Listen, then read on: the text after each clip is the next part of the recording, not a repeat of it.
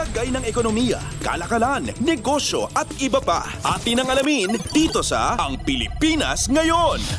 Magandang araw, narito tayong muli para sa segmentong Balitang Negosyo at Kalakalan. Pinag-iingat ng Department of Agriculture o DA ang publiko laban sa mga ibinibentang mga frozen na karne sa mga wet market na posibleng umanong kontaminado ng mga bakterya. Payo ng kagawaran sa mga consumer, tingnan ang tatak ng National Meat Inspection Service o NMIS upang matiyak ang kaligtasan sa pagkain.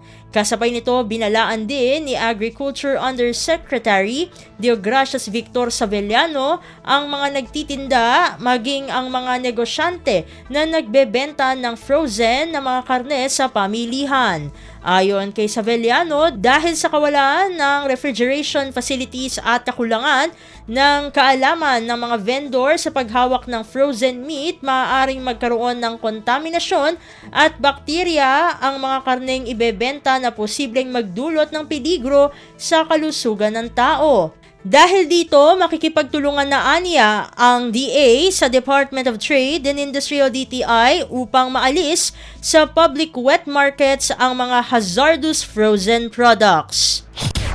Lagay ng ekonomiya, kalakalan, negosyo at iba pa. Atin ang alamin dito sa Ang Pilipinas Ngayon.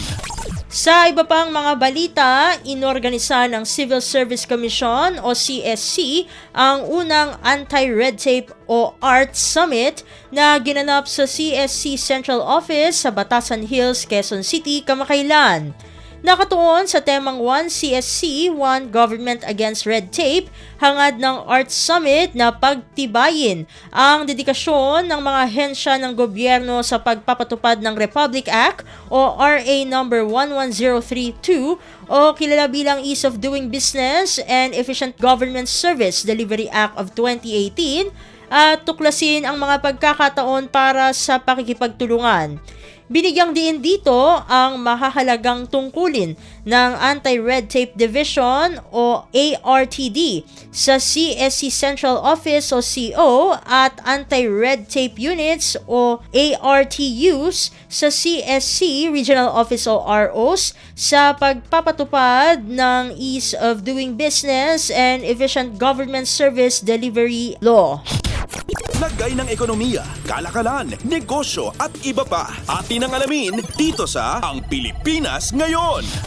At sa pagtatapos ng ating segmento, binabalak ng Bureau of Internal Revenue o BIR na buwisan na ng 1% withholding tax ang mga online platform sellers sa susunod na buwan. Ayon kay BIR Commissioner Romeo Lumagi Jr., isinasapinal na ng tanggapan ang patakaran para sa planong pagbayarin ng 1% withholding tax ang kalahati ng gross remittances ng mga online platform providers ng kanilang partner sellers. Ang withholding tax ay halaga ng buwis na ipinapataw o ipapataw sa negosyo na binabayad sa serbisyo at kalakal na naireremit sa gobyerno. Binigyang diin ni Lumagi na upang epektibong makolekta ang withholding tax mula sa online sellers, ang operator ng online platforms o marketplaces ay dapat na nakarehistro sa BIR bago ma-accredit sa kanilang platforms. Nilinaw din ng BIR Commissioner na ang hakbang ay ginagawa upang maitama ang pagbubuwis gaya ng traditional businesses na nagbabayad ng withholding tax. Lagay ng ekonomiya, kalakalan, negosyo at iba pa. Atin ang alamin dito sa Ang Pilipinas Ngayon. At dito na natatapos ang ating segmentong Balitang Negosyo at Kalakalan para sa Radyo Pilipinas World Service. Ito si Steph Vicente. Muli magandang araw.